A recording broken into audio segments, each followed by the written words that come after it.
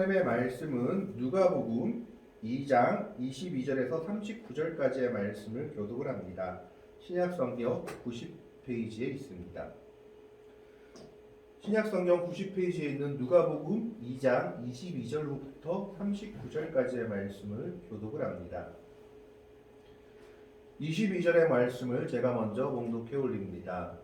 모세의 법대로 정결 예식의 날에 참에 아기를 데리고 예루살렘에 올라가니 이는 주 율법의 선과 첫 해선 난 남자마다 주의 거룩한 자라 하리라 하는 대로 아기를 데리고 나왔죠?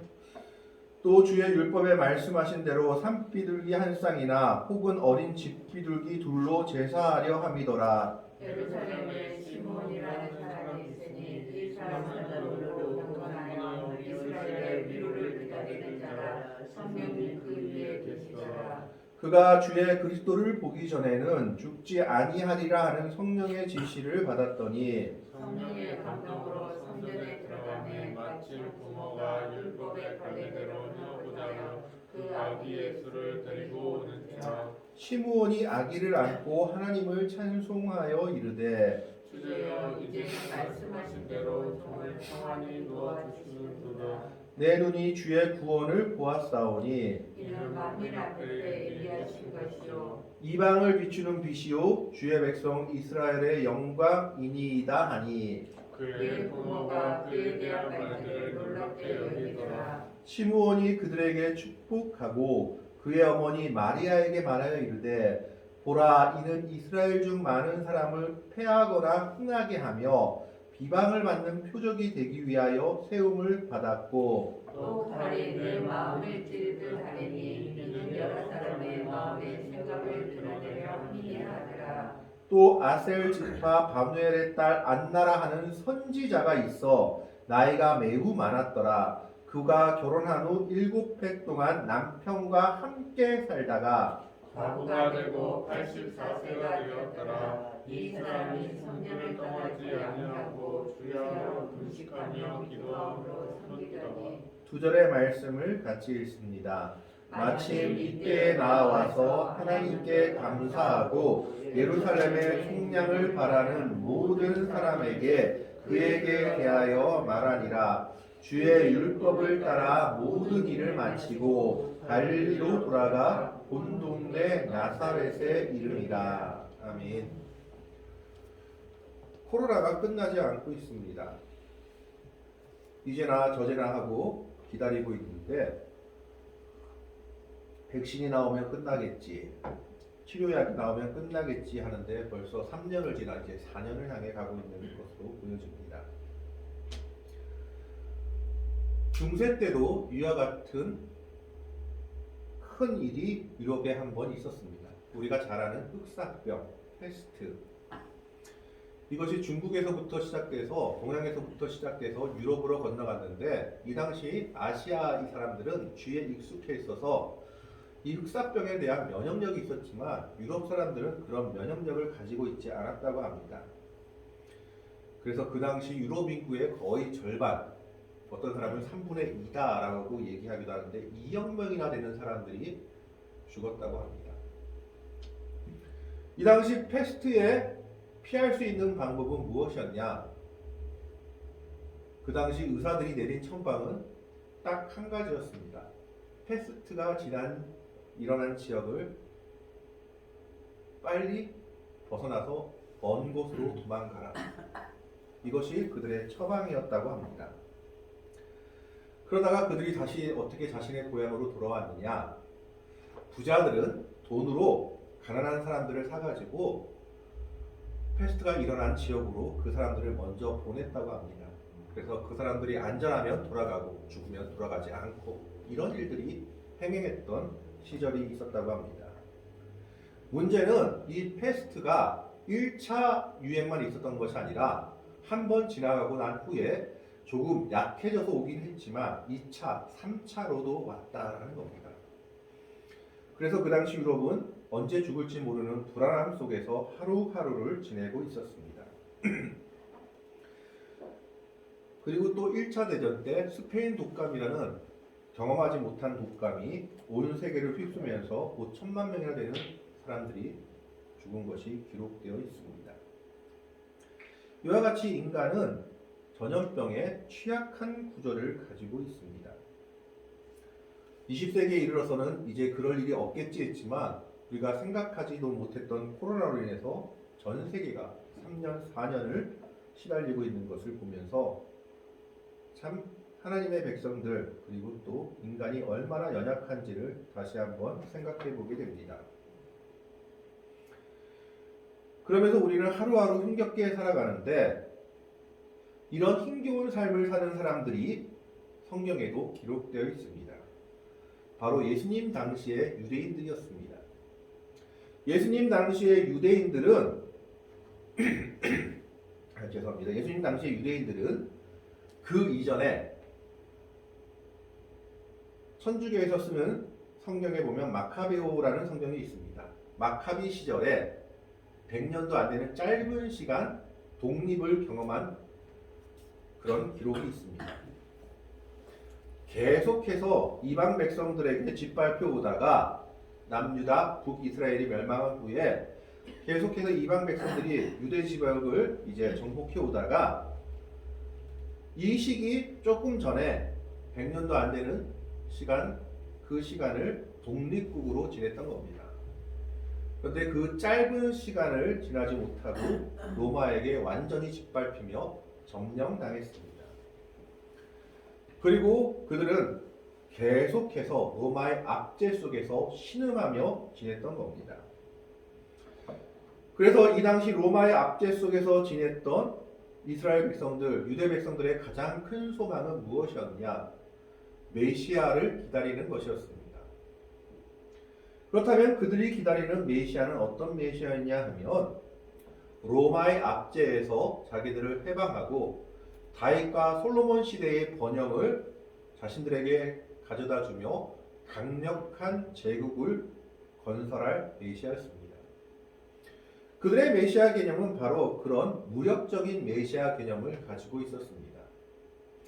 그들이 기다리는 것은 잠시 마카베오 시절 때 우리가 경험했던 그 독립국을 다시 우리에게 찾아줄 로마라는 거대한 적을 무너뜨리고 그리고 솔로몬과 다윗 시대의 영광을 되찾아줄 그런 메시아를 기다리고 있었던 겁니다.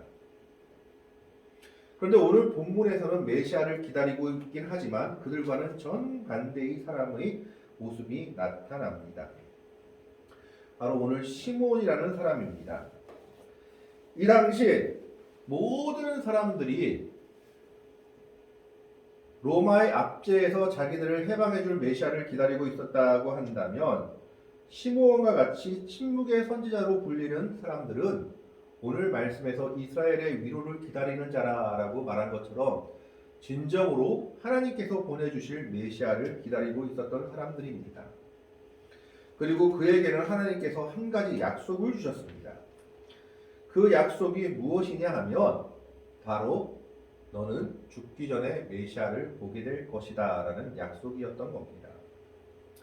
오늘 말씀을 보면 22절에 이렇게 기록되어 있습니다. 모세의 법대로 정결 예식의 날이 참에 아기를 데리고 예루살렘에 올라가니 이게 무슨 말이냐 하면 구약에 보면 아이를 낳은 여인에 대한 규례가 기록되어 있는 것을 보게 됩니다. 첫 번째로 여자가 아들을 낳으면 7일 동안 부정하고 8째가 되는 날에는 그 아이의 포피를 지금으로 말하면 할례 포경을 해야 했습니다. 그리고 아이를 낳은 여자는 어디 나가지 못하고 특히 성전이나 성물이 있는 곳에 더더욱 가서는 안 됐습니다. 33일 동안 정결의 날을 지켜야만 했습니다. 아들에 관해서는 이런 규정이 있었던 겁니다. 그러면 딸은 어땠을까요? 딸은 아들과 달리 2배의 날을 지켜야 했습니다. 여자가 딸을 낳으면 14일 동안 부정하고 66일 동안 정결의 날을 지켜야 했습니다. 그러면 그 정결의 날이 끝나고 나서는 어떤 일을 해야 했냐면 이 아들이나 딸들을 위해서 번제 제물과 속죄 제물을 제사장에게 가져가야 했습니다. 하나님께 드릴 번제물과 또 자신들의 죄를 속해달라고 기도하는 속죄 제물을 두 가지 제물을 가지고 가야 했는데, 번제물은 어린 양을 번제물로 가져야 되겠고, 속죄 제물은 산비둘기나 아니면 집비둘기 이런 것들을 가져가야 했습니다. 하지만 혹시나 가난한 자가 있으면 어린 양을 바치지 못하면 산비둘기나 집비둘기 둘로 번제물과 속죄제를 같이 해도 괜찮다라는 규례가 구약에 써 있습니다. 바로 이것을 얘기하는 겁니다. 그래서 모세의 법대로 정결 예식의 날이 찼다라는 것은 아들 예수를 낳고 나서 마리아가 40일이 지났다라는 것을 의미합니다. 7일 동안 부정하고 33일 동안 정결의 날을 지나고 나서는 이제 그 아들을 위해서 제물을 드리러 제사장에게 그리고 성전에 올라가야만 했던 겁니다. 그래서 그 날이 참에 이 아기 예수를 데리고 예루살렘에 올라갔던 겁니다. 그것이 22절, 23절에 기록된 내용입니다. 23절에 이는 주의 율법에 쓴 바 첫 해에 처음 난 난자마다 주의 거룩한 자라 하리라 한 대로 아기를 주께 드리고, 그리고 예물을 드리는데 24절의 말씀을 보면 또 주의 율법에 말씀하신 대로 산비둘기 한 쌍이나 혹은 어린 집비둘기 둘로 제사하려 함이더라. 이것은 이 당시 예수의 부모였던 마리아, 요셉이 얼마나 가난했는지를 보여주고 있는 겁니다. 원래는 어린 양을 드려야 됐지만 가난한 자는 대신 뭘로 드려야 됐느냐? 어린 양을 드릴 힘이 안 되면 비둘기 하나로 대체해도 됐던 겁니다. 그래서 비둘기 한 쌍 혹은 어린 집비둘기 둘 이렇게 얘기하고 있는 겁니다. 하나는 번제물, 하나는 속죄 제물로 드릴 그런 제물이었던 겁니다. 그래서 사실 어떻게 보면 이 예수의 어머니 그리고 예수 이들이 정결 예식을 치러 올라가는 그때에 이들은 별로 눈에 띄지 않는 사람이었을 수도 있습니다. 워낙 가난한 사람들이었기 때문에 인간의 눈으로 봤을 때는 하찮은 사람이기도 했던 겁니다. 그런데 이것을 성령의 눈으로 바라보는 사람이 있었습니다. 그 사람이 바로 오늘 말씀에 나오는 시므온이라 하는 사람입니다. 25절의 말씀에 보면 예루살렘에 시므온이라는 사람이 있으니 이 사람은 의롭고 경건하여 이스라엘의 위로를 기다리는 자라, 성령이 그 위에 계시더라. 이스라엘 백성들이 이 힘들고 어려운 시기 속에 시므온이라는 사람은 하나님께서 이스라엘 백성들을 위로하실 것이라는 소망을 가지고 끝없이 기다리는 믿음의 사람이었던 겁니다. 아무리 힘들고 어렵고 정말 아픈 시기를 지난다 할지라도 하나님은 하나님의 백성들을 외면하지 않을 것이다 라는 소망을 가지고 성령의 인도를 따라 살아가는 사람이었습니다. 그래서 마지막에 성령이 그 위에 계시더라 라고 시므온이라는 사람에 대해서 이야기하고 있습니다. 그에게 하나님께서 한 가지 계시를 주었는데 그 계시가 어떤 계시냐 하면 26절의 말씀에 그가 주의 그리스도를 보기 전에는 죽지 아니하리라 하는 성령의 지시를 받았더니, 거꾸로 말하면 메시아를 보고 나면 이제 내 죽음이 가까웠을 것이다 라는 것으로 이해할 수도 있습니다. 이것은 어떻게 보면 그가 그만큼 나이가 많았다라는 것을 말하기도 합니다. 그래서 렘브란트가라는 화가가 그린 예수 그리스도를 안고 있는 시므온이라는 그 그림은 그분이 완성했지 못했지만 결국 그의 제자들이 완성했지만 어떻게 그려지고 있느냐, 시므온이 아기를 안고 있는 것이 아니라 시므온이 너무 나이가 많아서 그냥 기도하고 있는데 그 기도하고 있는 손 위에 아기 예수를 얹어놓은 형태로 그려져 있다고 합니다. 아기를 안을 힘도 없는 그런 나이에 결국 그는 메시아를 보게 된 것입니다. 그는 그 소망 하나를 가지고 계속해서 살았던 사람이었습니다. 27절의 말씀에 보면 성령의 감동으로 성전에 들어가매 마침 부모가 율법의 관례대로 행하고자 하여 그 아기 예수를 데리고 오는지라. 성령께서 그에게 메시아가 올 것을 알려주셨던 겁니다. 그래서 하나님의 성전에 들어갔을 때 그는 아기 예수를 보게 됩니다. 이 아기 예수를 보자마자 그는 하나님을 찬송합니다. 28절의 말씀에 시므온이 아기를 안고 하나님을 찬송하여 이르되 29절부터 32절까지를 그래서 시므온의 노래라고 이야기합니다. 누가복음에는 몇 가지 노래가 나오죠. 마리아의 노래, 누구의 노래가 나오는데 그 중에 하나가 바로 시므온의 노래입니다. 그 노래의 내용이 어떠하냐? 29절의 말씀을 보겠습니다. 주제여 이제는 말씀하신 대로 종을 평안히 놓아주시는도다. 내 눈이 주의 구원을 보았사오니 이는 만민 앞에 예비하신 것이요 이방을 비추는 빛이요 주의 백성 이스라엘의 영광이니이다 하니. 아까도 말씀드렸지만 그는 이스라엘을 구원해줄 이스라엘을 다윗과 솔로몬 시대의 영광으로 돌려줄 메시아를 기다리는 것이 아니라 하나님께서 보내주실 메시아를 기다리는 사람이었던 겁니다. 그래서 그는 그 어린 아기에 대해서 뭐라고 얘기하냐 하면 31절에 이는 만민 앞에 예비하신 메시아다라고 얘기합니다. 여기서 만민이라는 것은 이방인도 포함되는 겁니다. 그리고 그 다음에 직접적으로 얘기를 하고 있습니다. 이방을 32절에 이방을 비추는 빛이요 주의 백성 이스라엘의 영광이니이다. 메시아는 이스라엘만을 위해서 온 것이 아니라 온 백성을 위해서 오신 분이심을 시므온은 노래하고 있는 겁니다. 그러면서 주제여 이제는 말씀하신 대로 종을 평안히 놓아주시는도다. 그는 한 가지 소망을 가지고 살아왔던 겁니다. 메시아를 볼 것이라는 소망. 그래서 이 시므온의 노래를 라틴어로 눅쿠 티미티스라고 한다고 합니다. 그 이유는 라틴어로 된 불가타 성서에서 이 노래가 눅쿠 디미티스라는 두 단어로 시작하기 때문이라고 합니다. 이 눅쿠라는 말은 이제라는 뜻이고 디미티스는 허락하신다라는 뜻입니다. 이제 허락하셨습니다라는 것이 눅쿠 디미티스인데 무엇을 허락하셨을까요? 물러남을 허락한다라는 뜻입니다. 시므온의 사명은 무엇이었습니까? 메시아를 기다리고 메시아를 증거하는 사명을 가지고 있었습니다.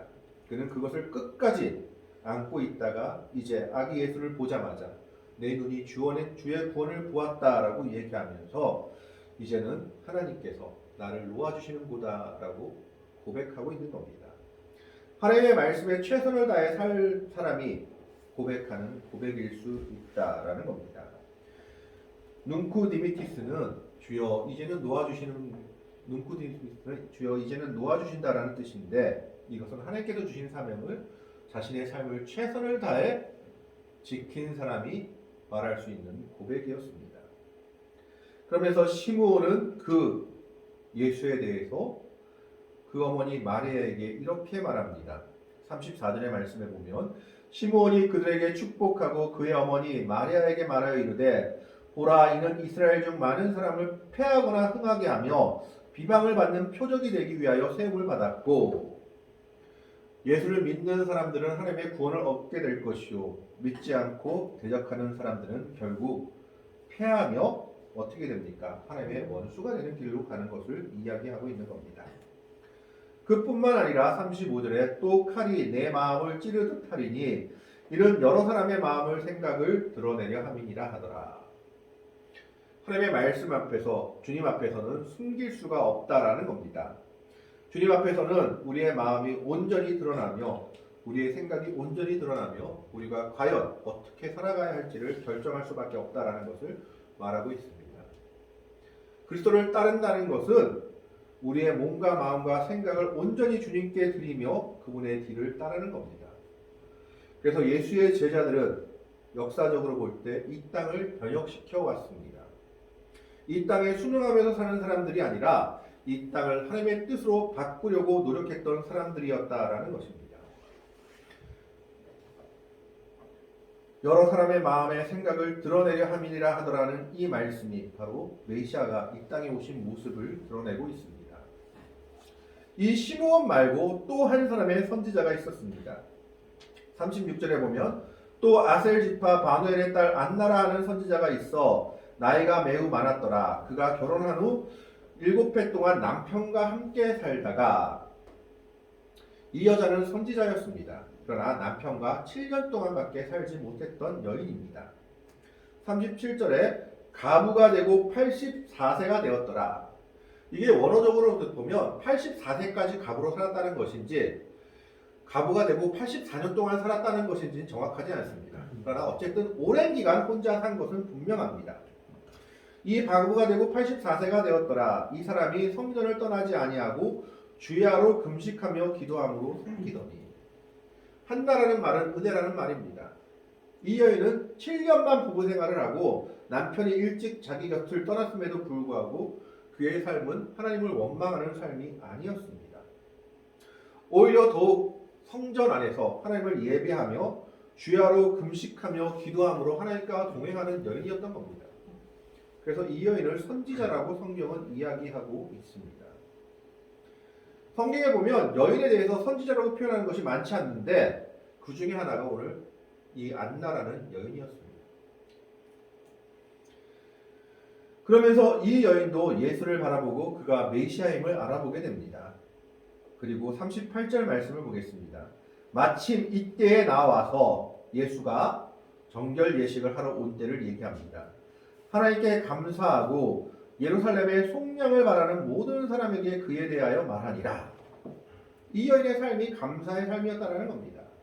이때에 나와서 그가 뭐 했습니까? 하나님께 감사했습니다. 무엇을 감사했을까요? 자기가 메시아를 바라보게 된 것을 감사했을 겁니다. 그러면서 예루살렘의 속량을 바라는 모든 사람에게 그에게 대하여 말했다라고 얘기합니다. 예루살렘의 속량을 말했다라는 것은 속량은 한마디로 얘기하자면 노예를 풀어주는 것을 얘기합니다. 속량이라는 것은 원어적인 의미를 보면 노예를 값을 주고 풀어주어서 자유인이 되게 하는 것을 속량이라는 의미로 말합니다. 즉 예루살렘이 구원을 바라는 예루살렘이 자유를 바라는 많은 사람들에게 이분이 그 일을 이루실 메시아다. 이 아이가 그 일을 이루어줄 메시아다라고 증언했던 겁니다. 시므온은 이스라엘의 위로를 바라는 자였고 안나는 예루살렘의 속량을 바라는 사람이었습니다. 이것이 그들에게 위로였던 겁니다.